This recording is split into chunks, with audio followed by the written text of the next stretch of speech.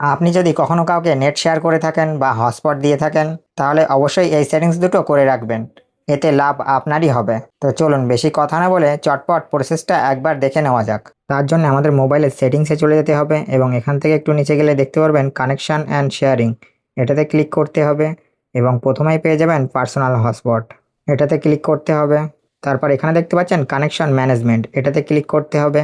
তারপর এখানে দেখতে পারবেন ডাটা ইউজেস লিমিট বলে একটি অপশান, এটাতে ক্লিক করবেন এবং এখান থেকে আপনি হটস্পট নেওয়া ব্যক্তিরা কতটা নেট ব্যবহার করতে পারবে আপনার কাছ থেকে সেটা আপনি এখান থেকে সিলেক্ট করে দেবেন। এর ফলে আপনি নির্দিষ্ট পরিমাণে নেট তাদেরকে দিতে পারবেন।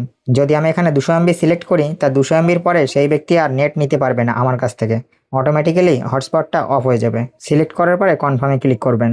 তারপরে আমাদের ডিভাইস কানেকশন লিমিট, এটাতে ক্লিক করতে হবে এবং আপনার ফোন থেকে কজন হটস্পট নিতে পারবে সেটা আপনি এখান থেকে সিলেক্ট করতে পারবেন। ম্যাক্সিমাম 10টা পর্যন্ত আপনি কানেকশন সিলেক্ট করতে পারবেন। তো আপনি যতটা পারে কম রাখার চেষ্টা করবেন, যাতে একজন বা দুজনের বেশি নিতে না পারে। তারপর এখান থেকে ব্যাক আসবেন এবং এখানে দেখতে পাচ্ছেন automatically turn off personal hotspot, এটাকে অন করে দেবেন। এটা অন করলে কি হবে, আপনার হটস্পট যদি ব্যবহার কেউ না করে তো অটোমেটিক্যালি হটস্পটটা অফ হয়ে যাবে। হটস্পট আমাদের নেট এবং মোবাইলের চার্জ দ্রুত শেষ করে, তার জন্য এটা অন করে রাখলে সেটা আর হবে না। তো এটা আপনি আগের থেকে জানতেন কিনা অবশ্যই কমেন্টে জানিয়ে যাবেন। আর এমন ধরনের ছোটোখাটো টিপসের ভিডিও পেতে পেজটিকে ফলো করে রাখুন।